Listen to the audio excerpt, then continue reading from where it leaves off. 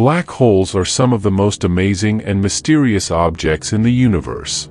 They are regions of space where gravity is so strong that nothing can escape, not even light. They are invisible to our eyes, but we can detect them by their effects on surrounding matter and radiation. These days the black hole was not used until the 1960s when physicist John Wheeler popularized it in his lectures and publications. Scientists called these objects by many names, such as dark stars, frozen stars or collapsed stars, and the concept of a star so dense that light cannot escape was initially predicted in the 18th century by Jean Michel and Pierre-Simon Laplace based on Newton's theory of gravity.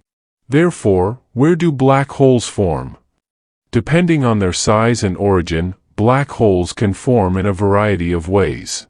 The most common type of black hole is called a stellar black hole, and it forms when a massive star runs out of fuel and collapses under its own gravity.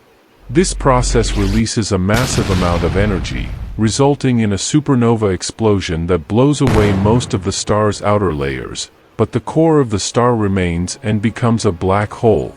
If it's more than 3 times the mass of the Sun, how many black holes are there in the universe?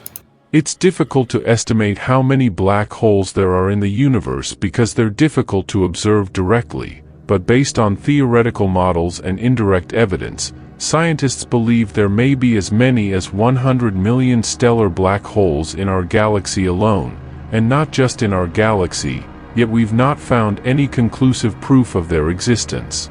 Scientists knew it was only a matter of time before the James Webb Space Telescope began to make discoveries about black holes, and this amazing telescope has been doing just that. With its powerful infrared vision, it can see beyond the dust and gas that obscures the first stars and galaxies that formed after the Big Bang. And among its amazing discoveries, it has found the oldest black hole in the universe, a cosmic monster 10 million times heavier than our Sun.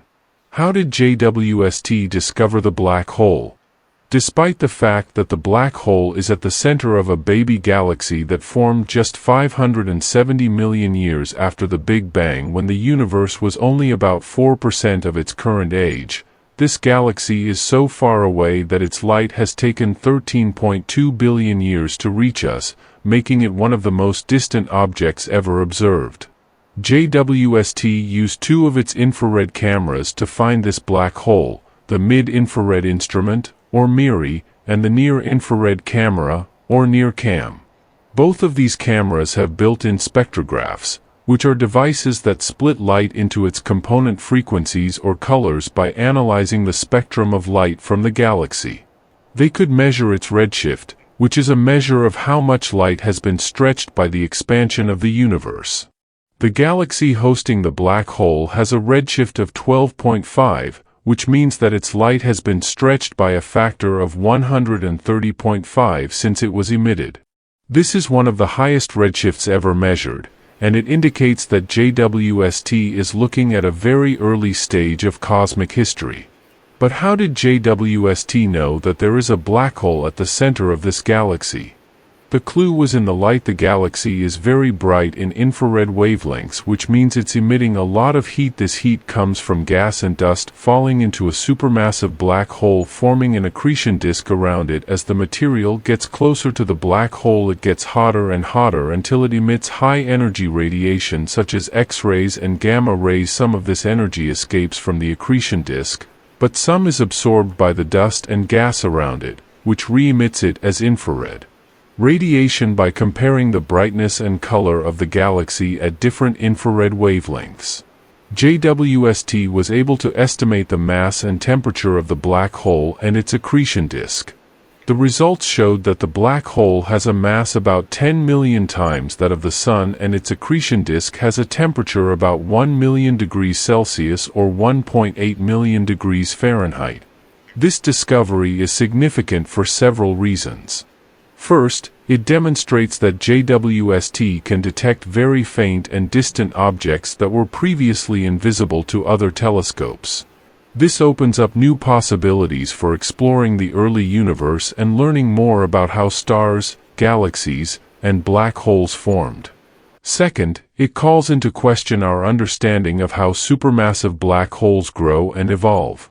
The existence of a gigantic black hole so soon after the Big Bang is perplexing, since there was insufficient time for it to develop by accreting matter or merging with other black holes. This suggests that there may be other mechanisms or processes that contribute to the formation of these cosmic monsters in the young universe. Third, it provides information about how galaxies and black holes interact. The galaxy hosting the black hole is very active in star formation, which means that it is converting gas into new stars at a rapid rate. This may be related to the presence of the black hole, which may trigger or enhance star formation by injecting energy and matter. So what's next after this discovery? This discovery is only one example of what JWST can achieve with its extraordinary infrared sensitivity and resolution. JWST will continue to watch this galaxy and other contenders for housing ancient black holes, as well as many other intriguing early universe phenomena. JWST will also research how these objects evolve over time by making repeated observations at different epochs. To gain a more complete image of these objects, JWST will work with other telescopes on Earth and in space. For example, JWST will work with the X-ray telescope such as Chandra and XMM Newton to measure the high-energy radiation from black holes, and with radio telescopes such as ALMA and SCAR to measure their jets and outflows. The JWST will also complement other missions studying different aspects of cosmic history, such as Planck Map and Euclid for cosmology, Hubble and Spitzer for galaxy evolution, and TESS and Kepler for exoplanets. Of course, the JWST has much more to offer concerning expanding our knowledge of black holes, and it also detected super-strange molecules swirling around supermassive black holes, something that has eluded scientists for decades.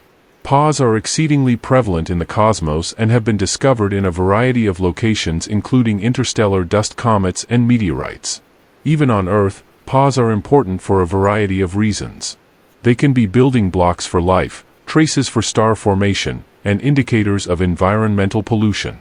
Because PAWs emit infrared light when heated by ultraviolet radiation from stars or other sources, they are easy to detect with the JWOST's mirror, which can measure the brightness and color of the infrared light from PAWs by analyzing the light spectrum. JWST can determine the size, shape, and charge of the PAWs as well as their temperature and abundance. So where did JWST find them?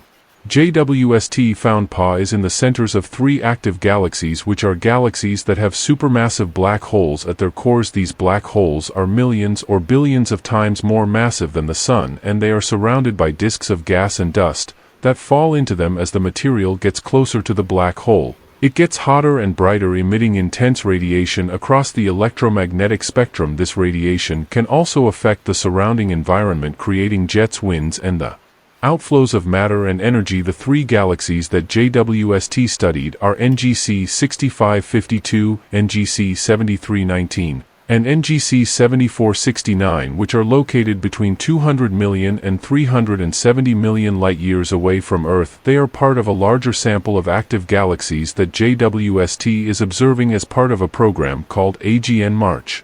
AGN Amigo or Mary Promise Time Observations. The program's purpose is to research how supermassive black holes develop and evolve, as well as how they impact their host galaxies. So why is this discovery so surprising?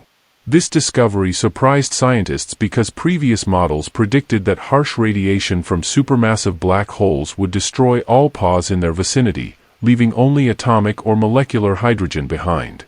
However, JWST demonstrated that PAWs are actually abundant in the nuclear regions of these galaxies, indicating that they can survive or form in these extreme conditions. However, JWST also demonstrated that the PAWs in these galaxies differ from those seen elsewhere. These galaxies' PAWs are bigger and neutral, which means they have no electric charge. This implies that radiation from supermassive black holes changed the nature of the PAWs, either by breaking them down into smaller or more charged PAWs or by adding additional carbon atoms to them. But what are the consequences of this discovery? This discovery has numerous consequences for our knowledge of active galaxies in PAWs.